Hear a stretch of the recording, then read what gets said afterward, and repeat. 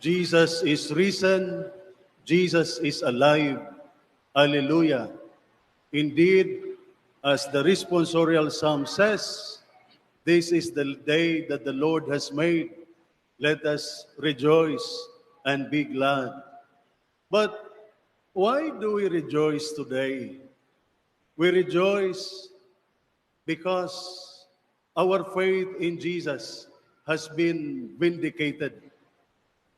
Truth has triumphed over falsity, justice over injustice, and the tragedy has turned into comedy.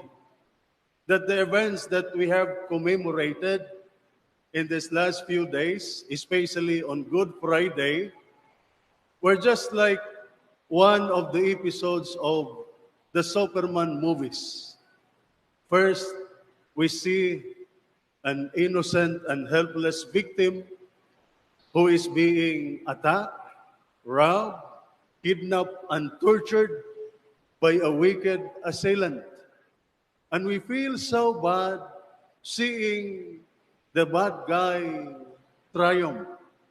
Then, almost at the time where the helpless victim has given up hope and is at the time of death, from the sky comes Superman to the rescue. He battles and defeats the bad guy and rescue the helpless and innocent victim.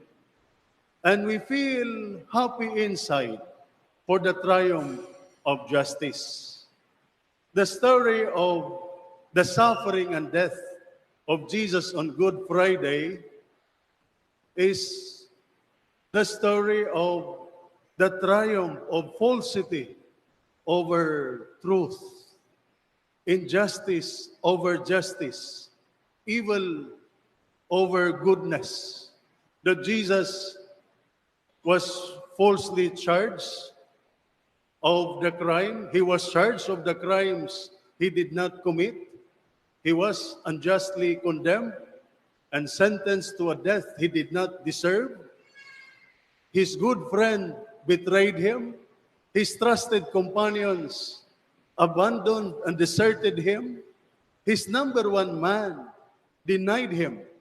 And the people he loved were demanding for his crucifixion, and they chose to have a bandit Barabbas released in his place. It was a story of betrayal and lies, dishonesty and meanness, a story of unfaithfulness and wicked violence directed against an innocent and apparently helpless victim.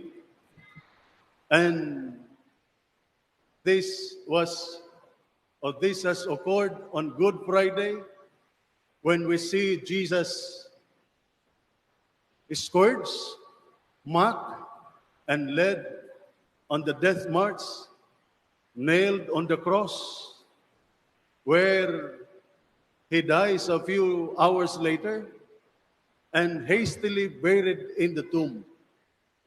If that were the end of the story, it would be a very bad story, a tragedy.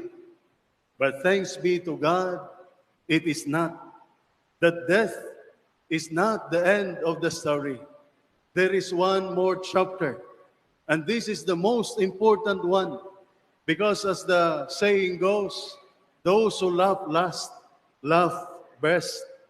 And in the last chapter of the story of Jesus, we see him rise from the dead in all his glory and majesty.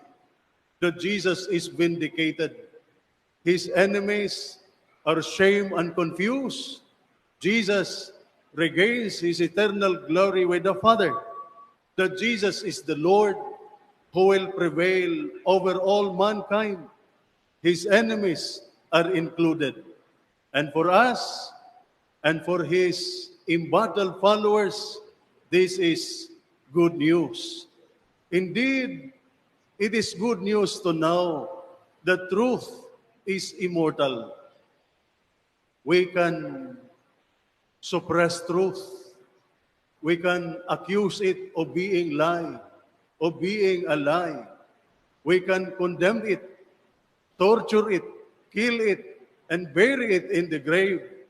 But on the third day, truth will rise again. Remember this, and do not give up on truth, even when everybody seems to give up on it. Do not give up on truth. Do not give up on justice. Do not give up on doing what is right. True will always be true. Just will always be just. Right will always be right. Even when the world around us would want to take it otherwise.